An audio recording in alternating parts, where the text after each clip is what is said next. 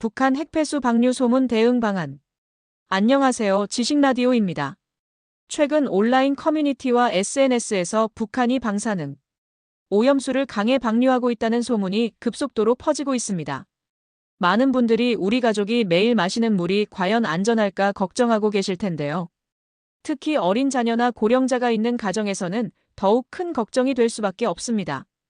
하지만 막연한 두려움보다는 정확한 정보와 구체적인 대응 방법을 아는 것이 중요합니다.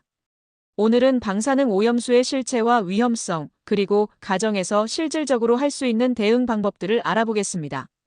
2. 방사능 오염수란 무엇인가? 방사능 오염수란 방사성 물질이 섞여 들어간 물을 말합니다.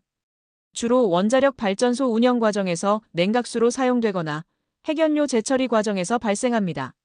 쉽게 비유하자면 설탕이 물에 완전히 녹아서 달콤한 맛이 나는 것처럼 방사성 물질이 물 분자 사이에 섞여 들어가면 겉보기에는 일반 물과 전혀 구별되지 않지만 실제로는 위험한 방사능을 띠게 됩니다.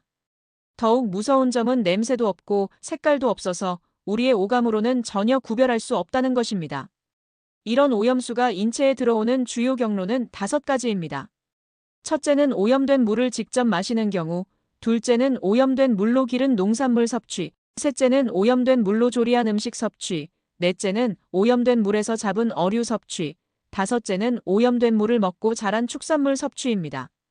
강물이나 지하수가 오염되면 농작물, 축산물, 수산물까지 연쇄적으로 영향받을 수 있어 각별한 주의가 필요합니다. 3. 방사성 물질 섭취 시 인체 영향. 방사성 물질을 섭취하면 단기적으로는 높은 농도의 경우 급성 방사능 중독 증상이 나타날 수 있습니다.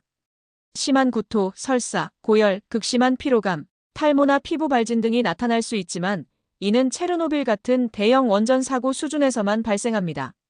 더욱 중요한 것은 장기적인 누적 영향입니다. 낮은 농도라도 오랜 기간 지속적으로 섭취하면 세포 DNA가 손상을 받게 됩니다. 이는 매일 조금씩 담배를 피우면 폐가 서서히 손상되어 결국 폐암 위험이 높아지는 것과 같은 메커니즘입니다. 각 방사성 물질별로 인체에 미치는 영향도 다릅니다. 방사성 요오드는 갑상선에 축적되어 갑상선 기능 저하나 갑상선암 위험을 높입니다. 방사성 세슘은 칼륨과 비슷한 성질로 근육과 장기 전체에 분포되어 다양한 암 발생 위험을 증가시킵니다.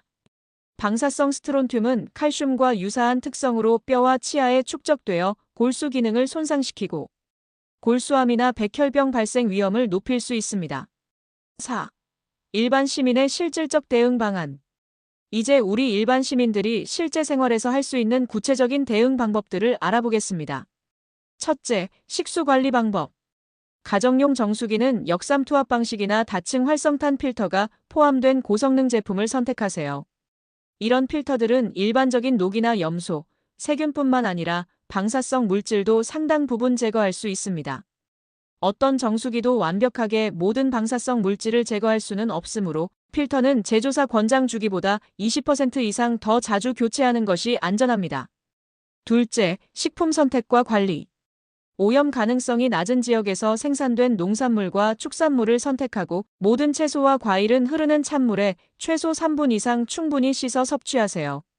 특히 상추, 시금치, 케일 같은 잎채소류는 표면적이 넓어 공기 중 오염물질이나 오염된 빗물의 영향을 받기 쉬우므로 더욱 세심하게 세척해야 합니다. 셋째, 요오드 보충제 사전 준비. 요오드와 칼륨 보충제는 갑상선이 방사성 요오드 대신 안전한 요오드를 먼저 흡수하도록 해서 방사성 요오드의 축적을 차단합니다. 방사능 노출 예상 시점으로부터 24시간 이내에 복용해야 효과가 있으므로 평상시 미리 구입해서 비치해 두는 것이 중요합니다. 복용 시기와 용량은 반드시 의사나 약사와 상담 후 결정하세요. 넷째, 정확한 정보 확인. 방사능 관련 정보는 원자력안전위원회, 환경부, 한국원자력안전기술원 같은 공식 기관의 검증된 자료만을 신뢰하세요. 개인 블로그나 검증되지 않은 SNS 게시물의 선정적인 정보에는 휘둘리지 마시기 바랍니다.